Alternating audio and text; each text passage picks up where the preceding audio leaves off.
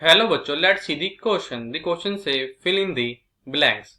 Law deals with the conduct और act that the law defined as offence. तो हमने बताना है वो कौन सा लॉ है जो करता है, डील करता है किसके साथ, कंडक्ट और एक्ट जिसको किया गया लॉ ने डिफाइन किया गया as a offence. Firstly I will tell you कि कॉन्सेप्ट। देखो, अब हमको पता है हमारे पास यहाँ पे कहता है टू टाइप्स ऑफ लॉ होता है। एक हमारे पे आता है सिविल लॉ, हमारे यहाँ पे क्या होता है क्रिमिनल लॉ होता है।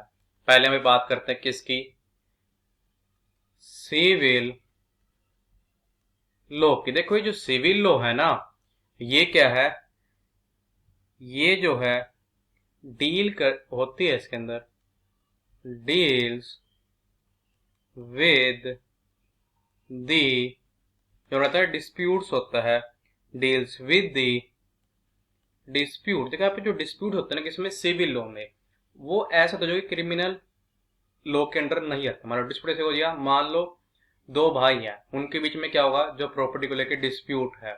अब एक भाई कह रहा है कि ये मेरी प्रॉपर्टी है, भी इतना हिस्सा मेरा है, दूसरा कह रहा है नहीं भाई ये हिस्सा मेरा है।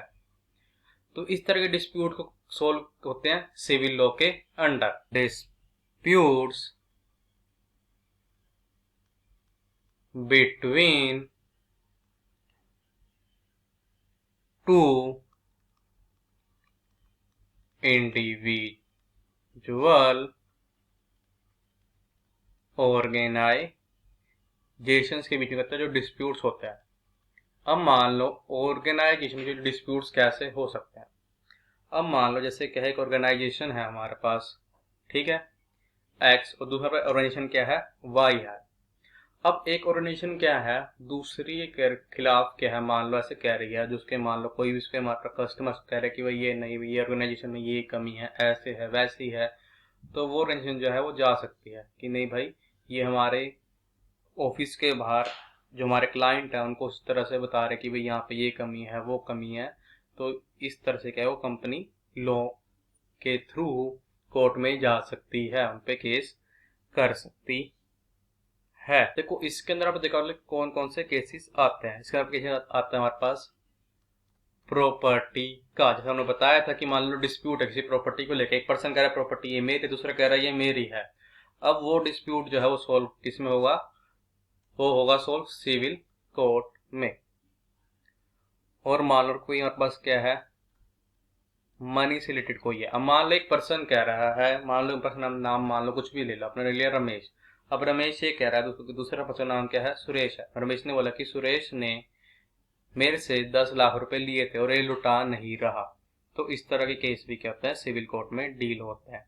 ये सब केस आता है किसमें, सिविल लॉ के अंदर। एक इसमें आपका और केस आता है जो हमारे पास आता है डाइवोर्स का केस आता है। हस्बैंड वाइफ में मान लो किसी चीज को लेकर मान लो क्या है, मनमुटाव हो गया, तो वो अगर अब वाइफ जो चाहती है कि मैं अपने हस्बैंड से लूँ, डाइवोर्स ले लूँ, तो वो जो केस है किसमें होगा, सिविल कोर्ट के अंदर सॉल्व होगा। हम बात इसी करते हैं, हम बात करते हैं यहाँ पे अब क्रिमिनल लॉ की। देखो अगर हम बात करें क्रिमिनल लॉ की, इसके अंदर हमारे पास क्या आता है, इट डील्स विद दी। देखो इसके अंदर वो सारे ऐसा पास एक्ट आ जाएंगे, या वो पर्सन मान लो जो कोई भी ऐसा काम कर रहा है जो कि क्या अनलॉफुल है, जिसको लॉ ने क्या एज ए ऑफेंस डिफाइन कर रखा है, वो सारा किस मतलब है क्रिमिनल केस में आता है। It deals with the conduct और act that the law defines as offences. देखो मान लो क्या है, एक पर्सन दूसरे कर लिया, मर्डर कर दिया, तो जो वो है उसका केस में चलेगा क्रिमिनल कोर्ट में, और हमारा चलेगा अंडर द क्रिमिनल लॉ।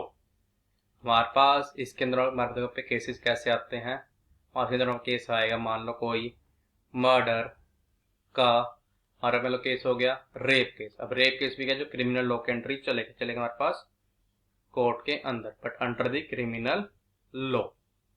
और मान लो किससे केस हो गया, चलो यहाँ पे केस आ जाएगा रोबरी का। इस टाइप के केसेस जो है क्रिमिनल लॉ के अंडर ही चलते हैं।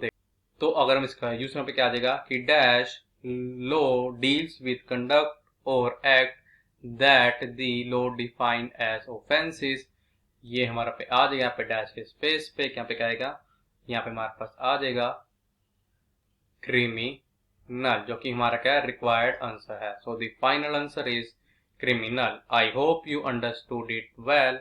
All the best. Thank you.